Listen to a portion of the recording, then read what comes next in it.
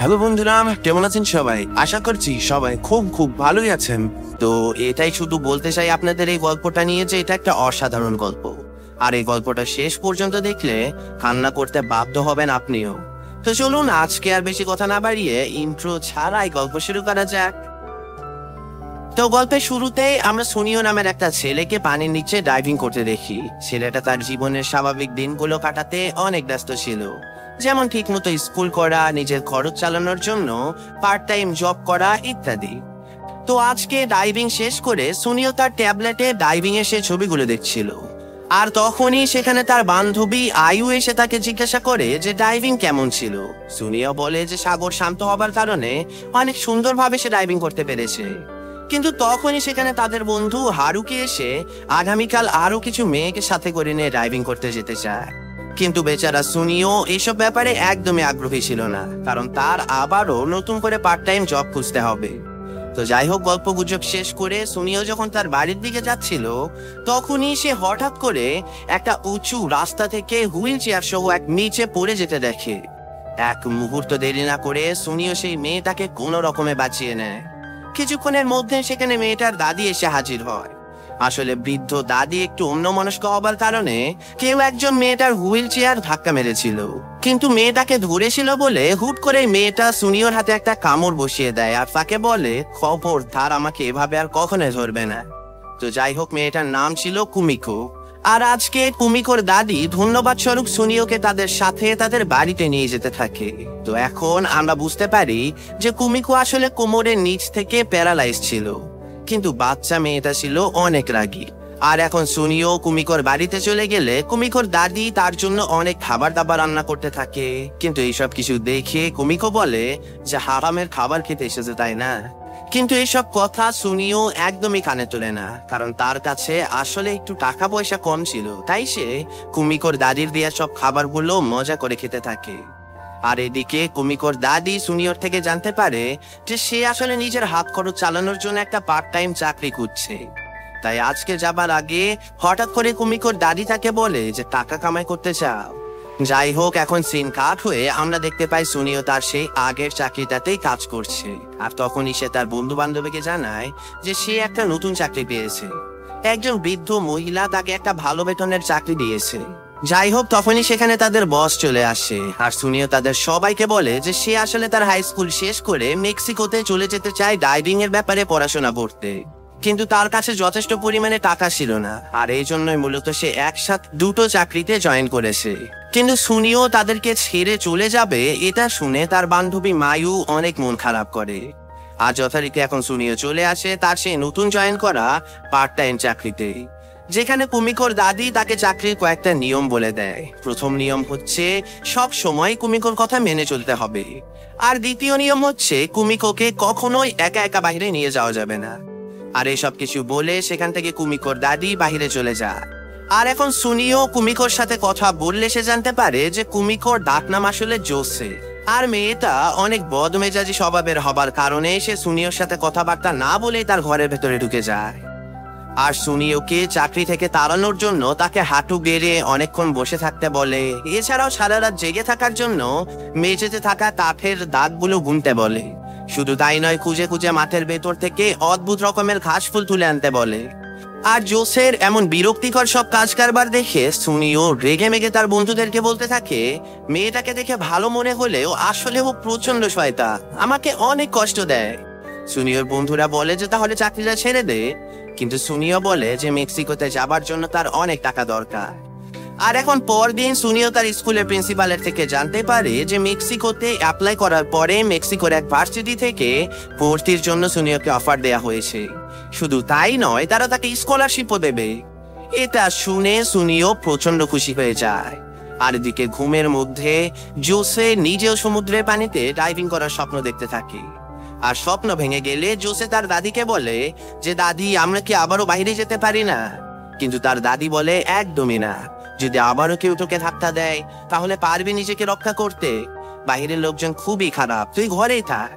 আর এখন এই ঘটনার পরে বিকেলবেলা সুনিও যখন জোসের বাড়িতে কাজ করার জন্য আসে, তখন সে কিছুটা মন খারাপ করে দরজার অপর পাশ থেকে জোসেকে বলে যে আমার হয়তো এই চাকরিটা ছেড়ে দিতে হবে, আমি মেক্সিকোতে চলে যাব।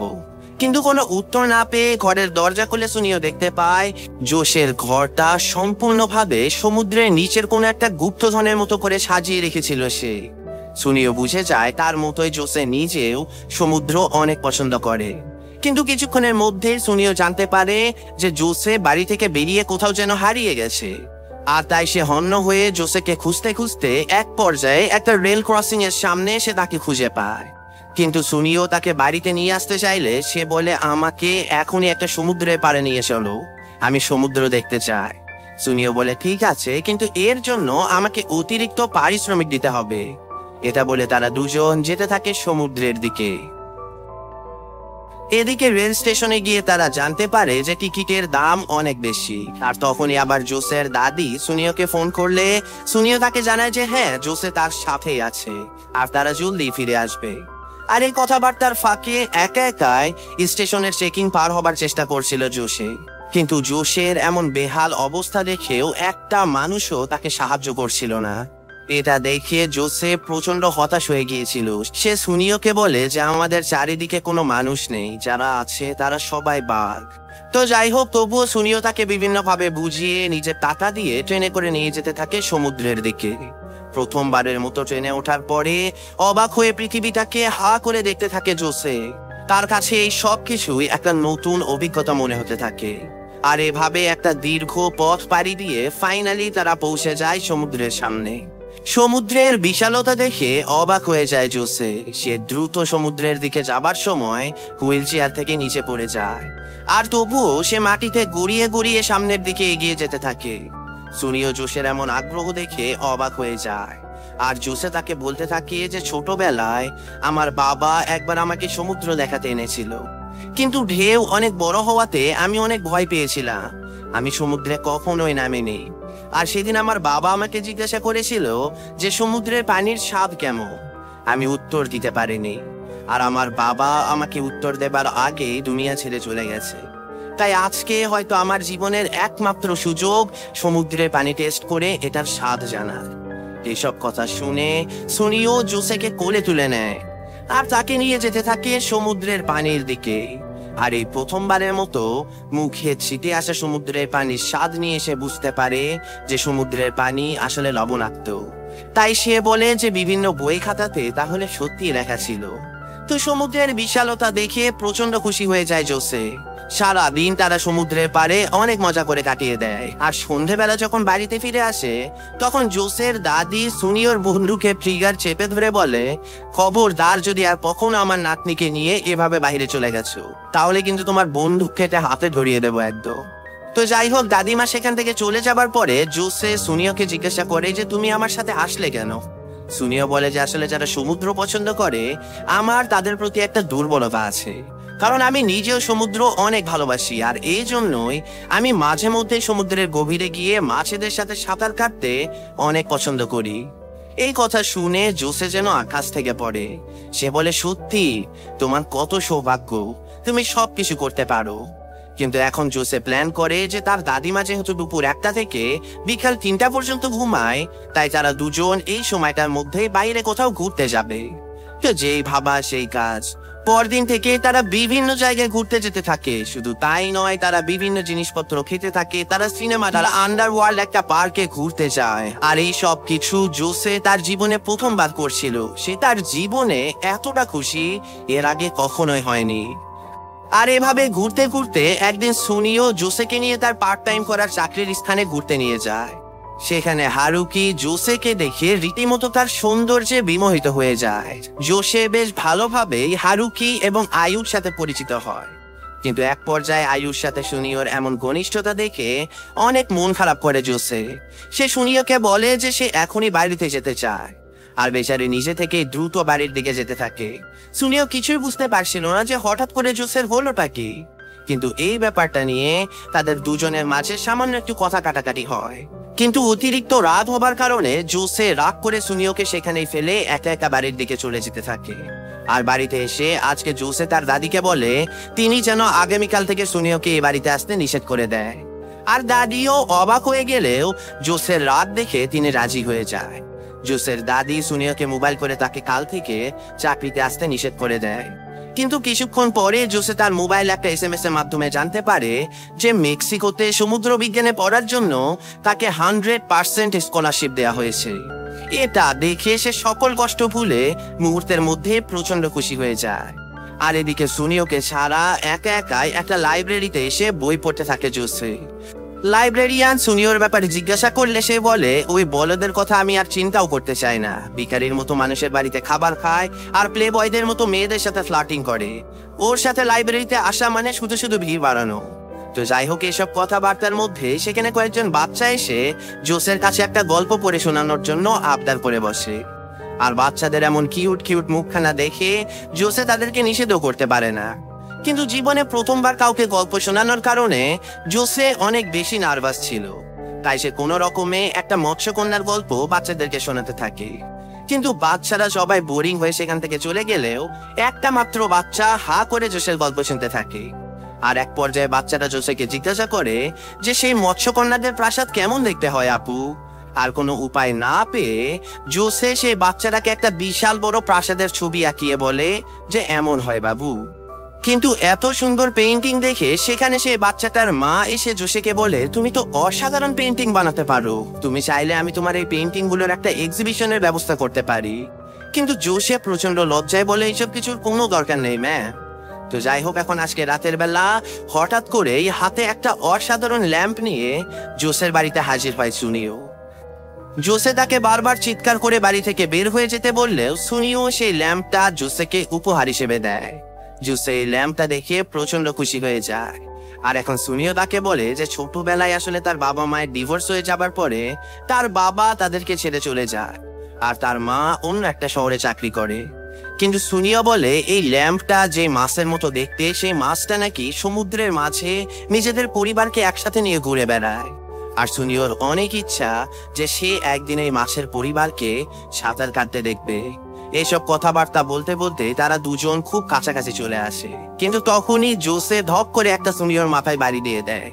জোসে আসলে প্রচন্ড লজ্জা পেয়ে গিয়েছিল।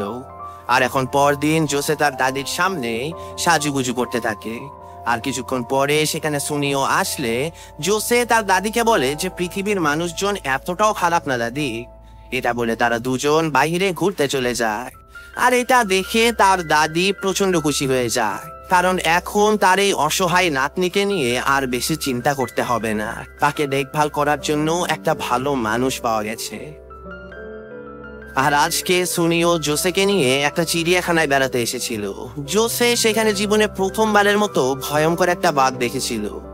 আর তারা সারাদিন অনেক ঘোরাফেরা করে, কিন্তু পরদিন হঠাৎ করে হার্ট অ্যাটাকের কারণে জোসের দাদি মারা যায়। হুট করে এই দুনিয়াতে একা হয়ে যায় জোসে।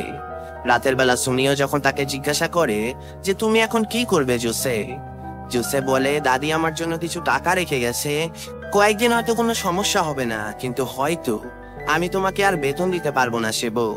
সুনিও শুধু বলে যে হ্যাঁ বুঝেছি। আর এই ঘটনার পর সুনিও তার বন্ধুদের সাথে ডাইভিং করার জন্য চলে আসে।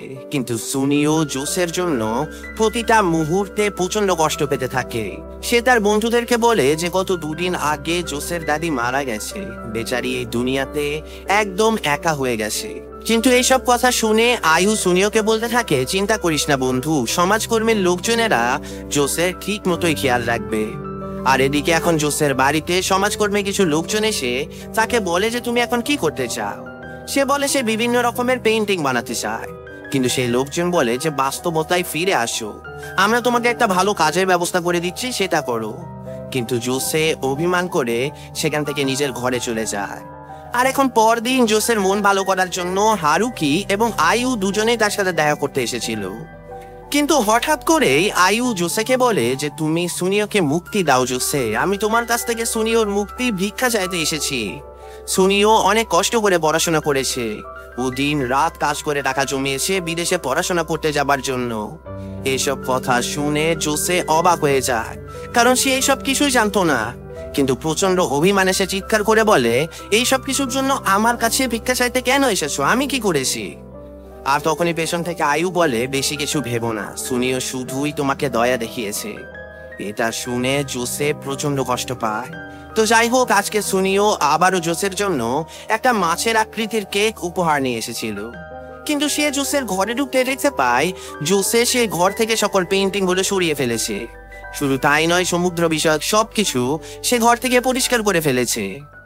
আর এসব কিছুর ব্যাপারে জিজ্ঞাসা করলে জোসে বলে যে আমার ইচ্ছে আমি করেছি, আমার সেবক হিসেবে শেষবারের মতো একটা কাজ করবে, আমি আর একটা বার তোমার সাথে সমুদ্র দেখতে যেতে চাই। জোসের মুখে এমন কথা শুনে আর এক মুহূর্ত দেরি না করে সুনিও তাকে নিয়ে সমুদ্র দেখতে চলে যায়। সেখানে গিয়ে সুনিও জানতে পারে যে জোসে নিজের আঁকা আঁকির কাজ ছেড়ে দিয়ে এখন একটা কোম্পানিতে চাকরি নিয়েছে।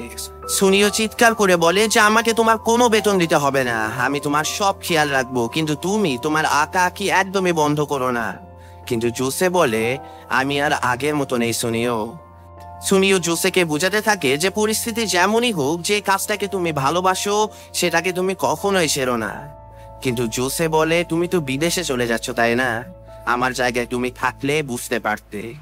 এই কথা বলে প্রচন্ড কান্না করতে করতে সেখান থেকে চলে যায় জোসে। কিন্তু চারিদিকে বৃষ্টি নামার কারণে হঠাৎ করে জোসের হুইল চেয়ারের চাকা রাস্তার মাঝে আটকে যায়। ব্যস্ত রাস্তায় জোসে আটকা পড়ে সে দেখে সুনিও দৌড়ে ছুটে আসতে থাকে তাকে বাঁচানোর জন্য। কিন্তু হায় কপাল, অপর দিক থেকে আসা একটা গাড়ির ধাক্কায় সুনিওর ভয়ঙ্কর একটা দুর্ঘটনা ঘটে যায়। এক মুহূর্তে তছনছ হয়ে যায় সবকিছু। সুনিওকে হাসপাতালে নিয়ে আসা হয় আর ডাক্তারেরা মুমূর্ষ অবস্থা থেকে সুনিওকে কোনো রকমে বাঁচিয়ে তোলে। নিজের আবদার আর সুনিওর এমন করুণ অবস্থার জন্য নিজেকে দায়ী ভেবে প্রচন্ড কান্না করতে থাকে জোসে। আর এখন কিছুটা সুস্থ হবার পরে ডাক্তারেরা সুনিওকে জানায় যে তার বাম পায়ের হাড় ভেঙে গেছে। ডাক্তারেরা তার পায়ের ভিতরে রড বসিয়ে দিয়ে কোনো রকমে তার পা ঠিক করার চেষ্টা করছে, কিন্তু হতে পারে তার পা আর কখনোই স্বাভাবিকভাবে ভাঁজ হবে না। শুধু তাই নয়, তার হাতটাও ভেঙে গিয়েছিল। প্রচন্ড অসহায় হয়ে সুনিও যখন হাসপাতালের বেডে শুয়েছিল তখনই তার সাথে দেখা করার জন্য চলে আসে জোসে। সে তার কাছে অন্তর থেকে ক্ষমা চাইতে থাকে, কিন্তু সুনিও তাকে বলে যে এতে তোমার কোনো দোষ নেই। আর এরপর সুনিও সেখানেই ঘুমিয়ে পড়ে। আর পরদিন সুনিওর প্রিন্সিপাল সেখানে এসে তাকে জানায় যে সুনিও হয়তো এখন আর বিদেশে যেতেই পারবে না, কারণ তার হাতে আর মাত্র 4 মাস সময় আছে। সে যদি 4 মাসের মধ্যে নিজেকে রিকভার করতে না পারে তাহলে ওই ভার্সিটি অন্য একজন ছেলেকে নিয়ে নেবে। তো এত বছরের পরিশ্রম আর এত কষ্ট করে জমানো টাকা সবকিছুই এক মুহূর্তের মধ্যেই বৃথা হয়ে যায়। আর তাই পরদিন যখন আয়ু তার সাথে দেখা করতে এসেছিল তখন সে দেখতে পায় সুনিও তার ভাষা শেখার বইটা ফেলে দিয়েছে। সে বিদেশে যাবার আশা ছেড়েই দিয়েছিল। আর তাই আয়ু সুনিওর মন ভালো করার জন্য তাকে নিয়ে বাইরে ঘুরতে চলে যায়। সুনিও আয়ুকে বলতে থাকে যে সে জীবনে এখন কি করবে কিচ্ছু বুঝতে পারছে না। তার পা হয়তো আর ঠিক হবে না, সে হয়তো আর কোনো দিনও ড্রাইভিং করতে পারবে না। এইসব কিছু শুনে আয়ু বলে তাতে কিচ্ছু যায় আসে না সুনিও, আমি তবুও তোর পাশে থাকবো, আমি তোকে অনেক ভালোবাসবো। হ্যাঁ সুনিও, আমি তোকে সত্যিই অনেক ভালোবাসি। আর এই কথা এতদিন তোকে বলিনি কারণ আমি চাইনি আমার ভালোবাসা তোর সফলতার জন্য বাধা হয়ে যা। আর এইসব কথা বলে আয়ু প্রচন্ড কান্না করতে থাকে। সুনিও কি বলবে কিছুই বুঝতে পারছিল না। কিন্তু এরপর আয়ু সোজা চলে যায় জোসের বাড়িতে। সে চিৎকার করে দরজার বাহির থেকে জোসেকে বলতে থাকে যে সুনিও বিদেশ যাওয়ার আশা ছেড়ে দিয়েছে, সব তোমার জন্য হয়েছে, তাই এখন আমি তোমার থেকে আমার সুনিওকে ছিনিয়ে নেব। সুনিওকে আমি এত ভালোবাসবো যে ও সমুদ্র, মাছ, এমনকি তোমাকেও চিরদিনের জন্য ভুলে যাবে। এসব কথা শুনে জোসে বাহিরে বেরিয়ে এসে বলে আমার সেবক কখনোই তার লক্ষ্য থেকে সরবে না, ও কখনোই মাছের রাজ্যকে ভালোবাসতে ভুলবে না, আর ওর অনুভূতি আমার জন্য কখনোই কমবে না। এসব কথা শুনে আয়ু বলে ঠিক আছে, তাহলে দেখি কার ভালোবাসার জোর বেশি। কিন্তু সেদিনের এই ঘটনার পর থেকে জোসে নিজের ভালোবাসার কাজগুলো করার জন্য বেশি বেশি মনোযোগ দিতে থাকে। সে লাইব্রেরিতে গিয়ে সুন্দর একটা গল্পের বই নিয়ে আসে আর সেই গল্প অনুযায়ী অনেক সুন্দর সুন্দর চিত্রাঙ্কন করে এক পর্যায়ে সে তার গল্পটাকেও নিজের মতো করে সাজায়। আর এদিকে একা একা হাসপাতালে পড়ে থাকা সুনিওকে আজকে লাইব্রেরিতে ঘুরতে নিয়ে আসে হারুকি। আর তখনই তারা দেখতে পায় যে জোসে তার নিজের আঁকানো চিত্রগুলো দিয়ে অনেকগুলো বাচ্চাকে বসে বসে গল্প শোনাচ্ছে। জোসে একটা মৎস্যকন্যা, একটা বাঘ এবং ডানাওয়ালা একটা রাজপুত্রকে নিয়ে অসাধারণ একটা গল্প লিখেছিল। গল্পটা শুনতে শুনতে উপস্থিত সবাই ইমোশনাল হয়ে যায়। আর গল্পটা জোসে এবং সুনিওর একসাথে কাটানো সময়গুলোর মতো ছিল বলে সুনিও মনের অজান্তেই জোসের সাথে কাটানো প্রতিটা মুহূর্তের কথা ভাবতে থাকে। আর এসব কিছুর মধ্যেই গল্পটা শেষ হয়ে যায়। তবে শেষ হবার পরেও সবার চোখে ছিল পানি, আর সুনিওর মনে ছিল সুস্থ হবার দৃঢ় বিশ্বাস। তাই আজকের পর থেকে সুনিও নিজের সম্পূর্ণ শক্তি দিয়ে ফিজিওথেরাপি নিতে থাকে। মনের জোরে সুনিও ব্যায়াম করতে করতে মাত্র 3 মাসের মাথায় সে প্রথমবার হাঁটে, আর 4 মাস হবার পূর্বেই সে সম্পূর্ণ সুস্থ হয়ে যায়। আর তাই আজকে সুনিও জোসেকে ডেকে বলে যে আমাকে ওরা 24 তারিখে হাসপাতাল থেকে ছেড়ে দেবে। ফাইনালি আমি মেক্সিকোতে যেতে পারবো। আমি অনেক খুশি, আর হ্যাঁ, তোমাকে অনেক ধন্যবাদ, কারণ তোমার গল্পটাই আমাকে অনুপ্রেরণা জুগিয়েছে সুস্থ হবা। কিন্তু সুনিওর চলে যাবার কথা শুনে বুকে প্রচন্ড কষ্ট নিয়ে হলেও হাসি মুখে সুনিওর সাথে কথা বলতে থাকে জোসে। আর কথাবার্তা শেষ করে অসহায়ের মতো বাড়িতে ফিরতে থাকে সে।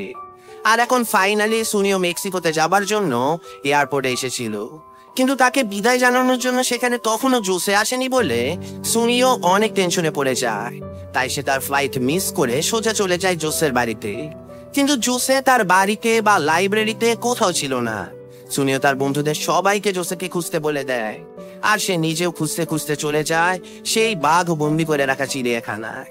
জোসে সেখানেই ছিল, আর তাই বরফের মাঝে জোসের হুইল চেয়ারের দাগ ফলো করতে করতে তাকে খুঁজতে থাকে সুনিও। নিজের ভাঙা পায়ের পরোয়া না করেই দৌড়ে দৌড়ে জোসেকে খুঁজতে থাকে সে। কিন্তু এক পর্যায়ে হঠাৎ করে জোসের হুইল চেয়ারের একটা দুর্ঘটনা ঘটে যায়। বেচারি অনেক উঁচু থেকে সোজা নিচে পড়ে যেতে থাকে। আর তখনই সেখানে আবারও সুনিও এসে আবারও জোসেকে নিজের বুকে জড়িয়ে ধরে পড়ে যাওয়া থেকে বাঁচিয়ে নেয়। সুনিও জোসেকে বুকে জড়িয়ে ধরে বলে, আমি তোমাকে অনেক ভালোবাসি জোসে। অবাক হয়ে জোসে তাকে বলে, তোমার বিদেশ যাবার কি হবে? সুনিও বলে, আমি বিদেশেও যেতে চাই, কিন্তু আমি তোমাকে ছেড়ে কোথাও যেতে চাই না। এটা শুনে অজোরে কান্না করতে থাকে জোসে। সে বলে, আমিও তোমাকে অনেক ভালোবাসি সুনিও। আর তারা দুজন একে অপরকে চুমু দিয়ে ফাইনালি একত্রিত হয়ে যায়। আর এই ঘটনার সাথে সাথে আজকের এই গল্পটা শেষ হয়ে যায়। তো অসাধারণ একটা সিনেমা ছিল এটা, আর মাঝে মাঝে কান্না পাবার মতো অবস্থা হয়ে যাচ্ছিল। তো যাই হোক, আপনাদের কি অবস্থা কমেন্টে জানাবেন। আমি আজকের মতো বিদায় নিচ্ছি, আল্লাহ হাফেজ।